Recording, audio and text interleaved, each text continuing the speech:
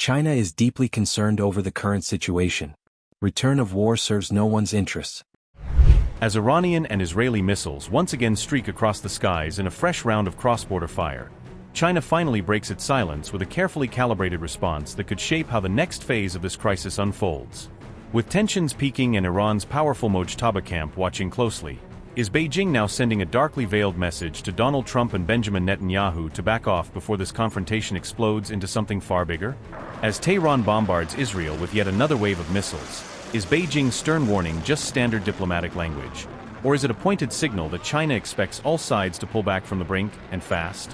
While the Gulf and the wider Middle East seem to be spiraling towards a wider regional firestorm, China's chilling call for restraint hints at behind-the-scenes pressure on key capitals to freeze the escalation before it is too late.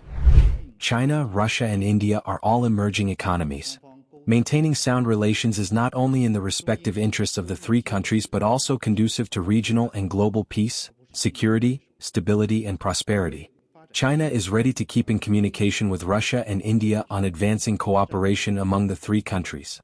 The China-India border situation is at the moment generally stable and the two sides have smooth communication channels. China and India need to have the right strategic perception that the two countries are cooperation partners, not competition rivals, and are opportunities, not threat, for each other's development. The two sides need to view and handle the bilateral relations from a strategic height and long-term perspective, enhance mutual trust, expand cooperation, properly handle differences and promote the sound and steady development of China-India relations. On India-Pakistan relations, China has made clear its position on multiple occasions. We support the two sides in properly handling differences through dialogue and consultation and jointly keeping the region peaceful and stable. China attaches high importance to the safety and security of nuclear facilities. The ultimate resolution of this issue in the context of the Ukraine crisis is contingent on the political settlement of the conflict. Dialogue and negotiation is the only viable way out. We call on the parties concerned to work for early de-escalation and accumulate conditions for resuming dialogue and negotiation. China maintains continuity and consistency over its position and policy on the Korean Peninsula issue. We will release information on President Xi Jinping's ongoing state visit to the DPRK in due course. Please stay tuned. As we've been saying, between China and Europe, the industrial and supply chains are highly integrated and mutually dependent. This is shaped by economic globalization and market force and has served both Chinese and European businesses well. European companies make their choice based on cost, technology, and efficiency. How is that overdependence? Isn't diversification, in this case, just another version of protectionism? This sort of measures will not make the European industry more competitive, and they certainly go against the EU's own stated principles of market economy, fair competition, and free trade. Do not do unto others what you would not have others do unto you. China-EU trade is not a zero-sum game. There is no reason why China and the EU can't succeed together. The Chinese side is willing and open to working with the EU on trade issues. We hope the EU will work with the Chinese side to find solutions through dialogue and consultation, and let the business communities and people of both sides to benefit even more from China-EU trade. China is deeply concerned over the current situation. Return of war serves no one's interests. We hope relevant parties will continue to implement the ceasefire, keep the negotiation going, resolve disputes through political and diplomatic means, achieve a comprehensive and lasting ceasefire at an early date, and create necessary conditions for restoring peace and tranquility in the Middle East and Gulf region. China's warning lands as Donald Trump races against time to salvage his Iran deal, knowing that every new missile launch could either bolster his gamble or blow it apart completely. Trump claimed both sides are looking for an immediate ceasefire after publicly scolding both Iran and Israel over their latest strikes. Trump insists that peace negotiations are going on behind the scenes despite what he calls ignorant and stupid attacks, suggesting diplomacy is still alive even as the battlefield heats up. President Trump publicly scolded both Israel and Iran, urging an immediate halt to strikes as Washington tries to project control while its closest regional ally defies calls for restraint. Meanwhile, a massive explosion was reported in Iran's capital, Tehran, raising urgent questions over whether senior diplomat Abbas Araghchi and other top officials are safe. The blast reportedly shook the foreign ministry building in Tehran, even as a fragile ceasefire is said to be in place. Iran released dramatic video purporting to show its missiles pounding Israeli territory in what it claims is a third wave of attacks, signaling that the confrontation is far from over. Calling Israel's actions a dangerous game, The Islamic Revolutionary Guard Corps earlier warned of serious consequences after a reported strike on an Iranian facility. IRGC missiles then targeted Haifa in retaliation, Iranian sources claimed, framing the attack as a direct response to the earlier attack by the IDF. At the same time, Iran-backed Houthi forces in Yemen have also launched a missile attack on central Israel, underscoring how Tehran's allies are widening the battlefield beyond Iran and Israel themselves.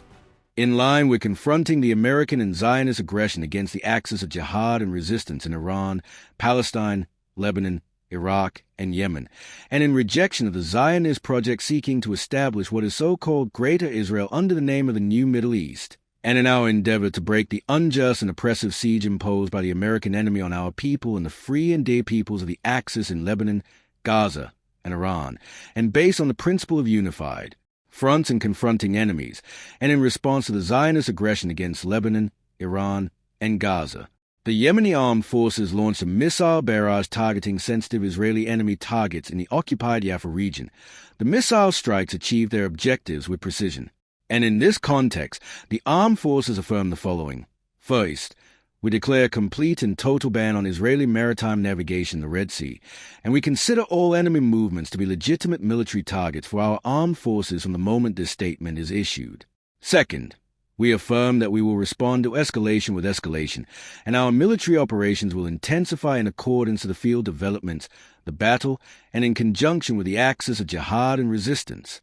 Third, we affirm the right of our people and the peoples of our free nation to confront the American-Israeli aggression. We will not stand idly by in the face of the unjust siege imposed on our people and the peoples of the axis of jihad and resistance in Palestine, Gaza, Iran, Lebanon, and Iraq. All the enemy's attempt will fail, Allah willing, and our operations will continue as long as the aggression and siege against us and the axis of jihad and resistance persist. Meanwhile, Iran's foreign ministry slammed the United States for restricting its World Cup delegation, accusing Washington of using visa limits and travel curbs as a political weapon. You made an interesting comparison. The previous World Cup in Qatar was organized very efficiently, and it was a good experience for us as well.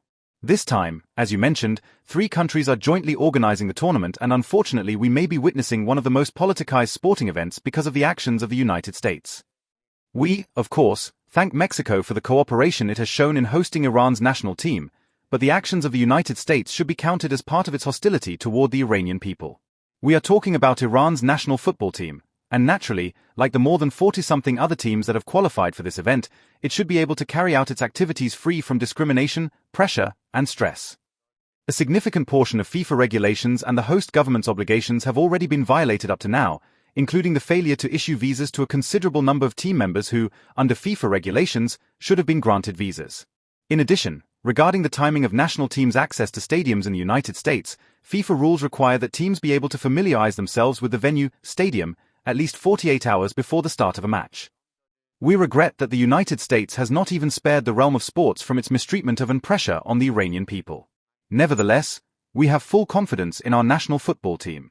We know that our young players and the members of the national team will compete with determination and give their all to bring joy to the people, and we wish them every success. Just days before the fresh Israeli attacks, Trump reiterated his confidence that the war in Iran will soon come to an end and gas prices will fall. Because what I'm seeing from the Democrats, they're going to have some problems. And by the way, if they don't, if they win, this country is finished. We're in trouble. So I hate to say that you have no choice, but I don't think you have much of a choice. These are some very sick puppies that I'm looking at that are running for office. And on the other side, I call them the Democrats, D-U-M. You take out the B. A lot of people don't know dumb has a B. You take out the B, and you change the E, you put the U, and you have a Democrat. But their policy is just outstandingly bad, and it's really bad for the farmer because we were having record stuff, and then we had to put out a fire. We had to extinguish a nuclear weapon, this was going to be a very capable country that was going to have a massive nuclear presence, and we weren't going to let that happen. Nobody wanted that to happen, and we've largely finished that, you'll see. One way or the other is finished. It's either finished with a piece of paper or finished a more difficult way, although you could say a much easier way. As you know, with Iran, they have no Navy. 159 ships in 4 days. Even Ken is impressed by that. 4 days, 159 ships. at the bottom of the sea. Not that we like that, but that's the way it is. And the blockade is unbelievable. There's never been a blockade like that. The Navy is, we have the greatest military anywhere in the world. There's never been a military like it. And that's why the midterms are coming up. And I hope you people are really spiritized, because we're at a point, we're going to come out of Iran very quickly, and it's going to be very strong, one way or the other, whether it's a piece of paper or the very tough way, okay? The very tough way is maybe the easier way, but we're going to come out, and your fertilizer prices are going to go way down, just like they were 4 months ago. Your fertilizer's down, your energy's down, your oil, your gas is all coming way down. And frankly, I thought it would go much higher than it did. I thought, frankly, that gasoline would be much higher than it was. I was in Iowa, another place I like a lot, and it was just before we started the excursion to Iran, and we passed gas stations. It was $1.85 a gallon, and we're going to get them down to those numbers again very quickly. But